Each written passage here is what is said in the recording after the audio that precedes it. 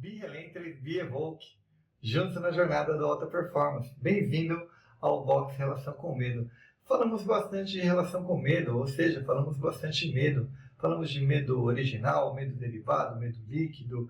Falamos bastante também de ansiedade. Mas existe um outro elemento aí que nós não falamos ainda, chamado estresse. Vamos falar um pouquinho dele agora.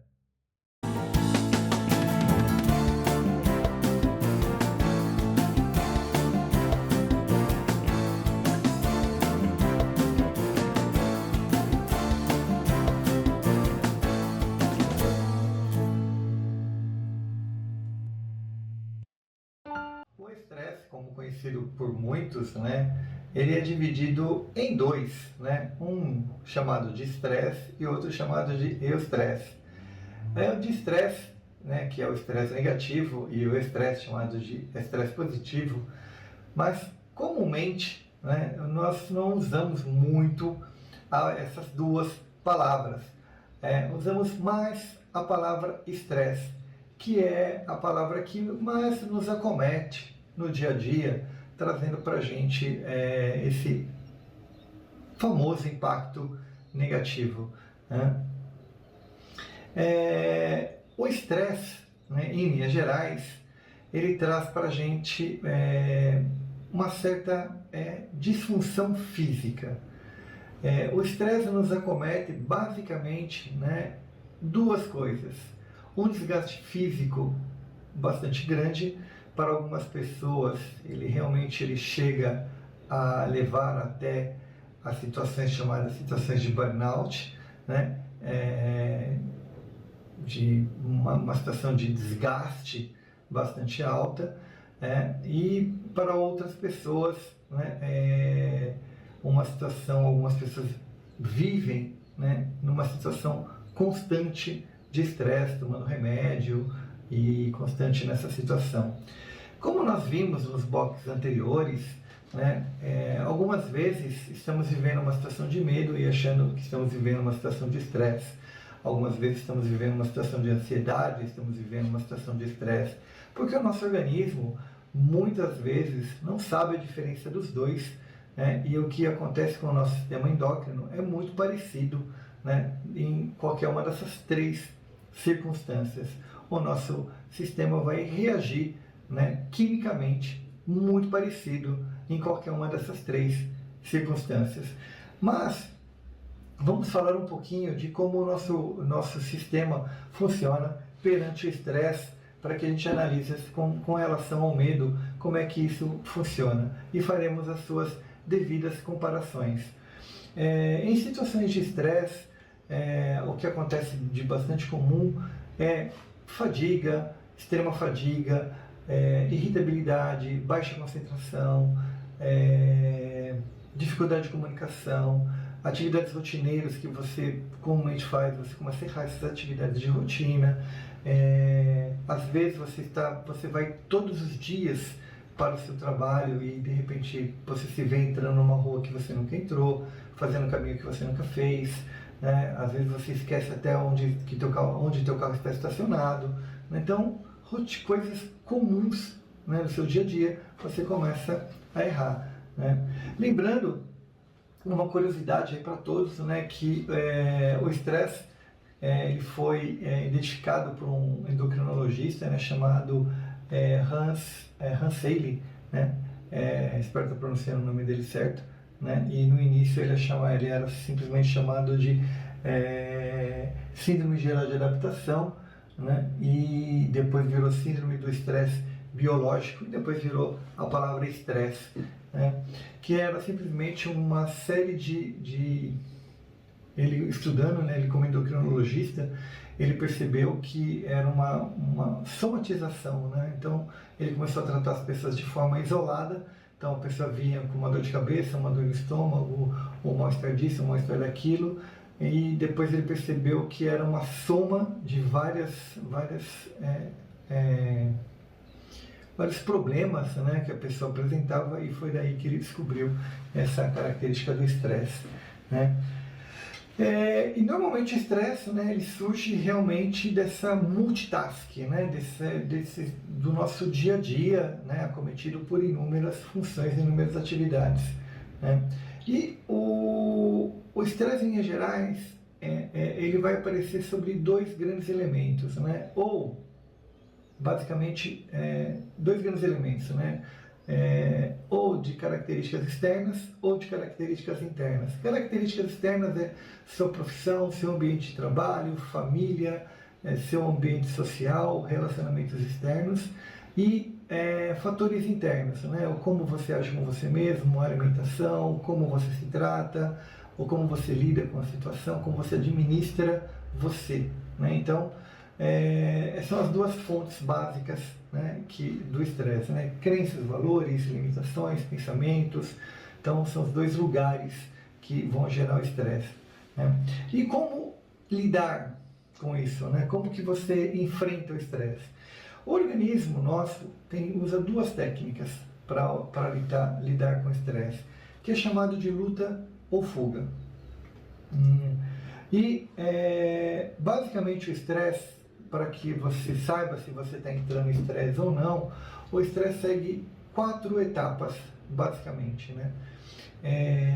Não necessariamente é uma regra, e como eu falei no box anterior das 6 fases do medo, né, aqui as 4 fases também são muito parecidas e pode se sobrepor e ser automatizadas também, sobrepor uma a outra. Na primeira fase do estresse, né, é uma fase de um baixo desgaste, né, que você tem, onde a sua criatividade ela começa a diminuir e você percebe uma pequena agitação, né?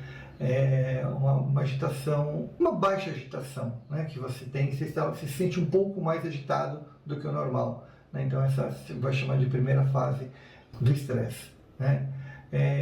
Numa segunda fase, né, do estresse, você vai sentir, no primeiro você está agitado, na segunda fase você sente um desgaste, você sente que você não está mais agitado, mas você está tendo um desgaste maior, você está se desgastando. Né? Então, o que era no momento uma agitação, agora você está sentindo um desgaste, um cansaço maior, há um desequilíbrio. Né? Porém aqui você percebe que há uma certa queima de energia, por assim dizer, né? Você está queimando uma energia reserva, né? E a sua criatividade, né? Então, na fase inicial você está agitado, mas você tem criatividade, você está produzindo, porque você está agitado, né? Então você consegue produzir, você consegue ter boas ideias, você consegue ter bons reflexos. Agora não, agora você está queimando uma energia reserva, você já não consegue ter boas ideias, você não consegue mais pensar muito bem. Na terceira fase, você já quase começa a sentir uma certa exaustão. Né? Agora você já não, você passa do cansado e você já está bastante exausto. É aquele momento que você já chega em casa e já joga a chave, aquele momento que você já sente dores no corpo, aquele momento que você já sente lentidão de pensamento, aquele momento de desgaste, que o desgaste físico seu ele é alto, mas você sente um desgaste mental. Acho que se eu falar a palavra desgaste mental, eu acho que já cai bem para você. Você sente que a tomada de decisão e alguns pensamentos para você já não consegue pensar. Você, quando vai dando 3 da tarde, 4 da tarde, você já tem dificuldade em pensar. Já fica difícil tomar decisões ou pensar nesse horário. Né? E quando você chega na quarta fase, aí você já está realmente, o teu organismo já está totalmente exaurido, é aquele momento que você queimou todas as suas energias, é um momento patológico, né? É um momento de você realmente buscar ajuda médica, que aí você já entrou na situação máxima do estresse, você queimou totalmente o seu organismo aí de uma forma bastante negativa, né? Aquele momento que você já não consegue mais produzir, você realmente chegou ao seu limite máximo, né? Depressão, desânimo, desatenção, crises neuróticas, realmente você tá muito ruim, né? Não tem muito mais o que falar além disso. Realmente você chegou naquela fase negra do seu metabolismo, da sua cabeça, realmente acabou o que você podia estar fazendo de positivo. Legal? E aí, né, como lidar com todas essas coisas, aí vai depender de cada um, né? Então, o que é altamente recomendável aí é cada um de nós buscarmos ajuda da forma que nós achamos que a gente tem que buscar ajuda. E aí agora eu queria responder, né, a questão se o medo, né, falei tanto agora do estresse, se o medo é uma coisa positiva ou se o medo é uma coisa negativa, né? Se você sentir medo é bom, se sentir medo é ruim, né? Eu tenho quase certeza que todos acertaram, até mesmo por tudo que eu coloquei, né? Sim, o medo ele é bom, você tem que sentir medo, sim. O medo ele vai jogar adrenalina, né, dentro do seu sistema, né, e isso é positivo para você.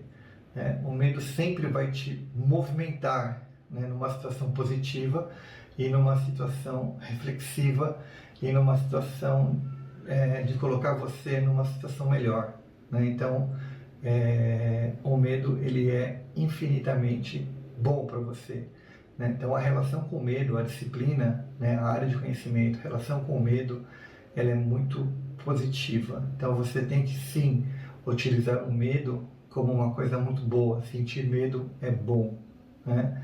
É óbvio, né, que estamos falando do medo derivado. Óbvio que, assim, medo de barata, medo de rato, medo de cobra, são outros tipos de medo que, né, talvez a gente tenha mais dificuldade em lidar com eles, né? Não estou necessariamente falando desses medos, né? Que se você tem esse tipo de medo, talvez seja um medo mais difícil de você lidar, né? Mas medo de tomada de decisão, medo do fracasso, medo do insucesso, medo da mudança, medo do desconhecido, medo do infinito, medo do amanhã, medo de abrir um negócio. Esses tipos de medo, eles são totalmente positivos, mas o medo tem que vir junto com a outra variável, né, que é a sua flexibilidade cognitiva. Por isso que esse programa está numa determinada ordem, né? Sem a flexibilidade cognitiva, né, não faria sentido, né, a relação com o medo. Não faria sentido nenhum relação com o medo sem flexibilidade cognitiva. E não faria sentido nenhum relação com o medo sem complexidade. Então você tem que entender que a complexidade, essa amplitude, essa visão alargada, né, essa visão do incompleto, né? Sempre o incompleto é o que nos dá uma amplitude do todo, né? Eu vou sempre compreender a amplitude do todo e, né, entendendo que eu posso revisitar o meu medo por inúmeros lugares e utilizar ferramentas e técnicas bem diversas, né? Então eu posso usar mídias, eu posso utilizar hipertextos, eu posso utilizar pessoas, eu posso utilizar livros, eu posso utilizar referências, né? Então o meu medo começa a se tornar uma ferramenta positiva para mim. Eu posso usar o meu medo vai ser uma ferramenta de alarme para o meu aprendizado. Toda vez que o meu medo aparece, eu estou tendo uma sinalização de algo para aprender, né? Que ele vai ser a minha ferramenta de impulsionamento para o meu aprender, que até agora eu não tinha uma ferramenta que me sinalizava o meu momento de aprender. Eu não sabia qual era o meu momento de aprender, porque não tinha ninguém me sinalizando o meu momento de aprender, né? Então agora eu tenho uma ferramenta, né? Eu tenho um alarme aqui dentro de mim que fala o momento que eu tenho que aprender o que e como. Então, toda vez que eu estiver de frente de algo, né, que me solta um alarme, que eu falo, opa, o que é isso? Eu não estou entendendo, né? Eu não estou tendo lucidez, né? Não estou tendo clareza. É o momento de eu voltar naquilo ali, né? E começar a estudar ele por outras áreas, né? Tentar começar a compreender aquilo por outros caminhos, porque agora o meu sistema de alarme foi acionado e eu tenho que aprender aquilo ali. Então é para isso que serve o meu medo agora. Eu não tinha esse alarme, né? Eu não sabia que esse alarme era para isso, né? Eu tinha que, toda vez que eu tinha esse alarme, eu simplesmente me recolhia, né? E ia culpar alguém, né? Ia reclamar, ia questionar, ia buscar algo pronto em algum lugar. Agora não.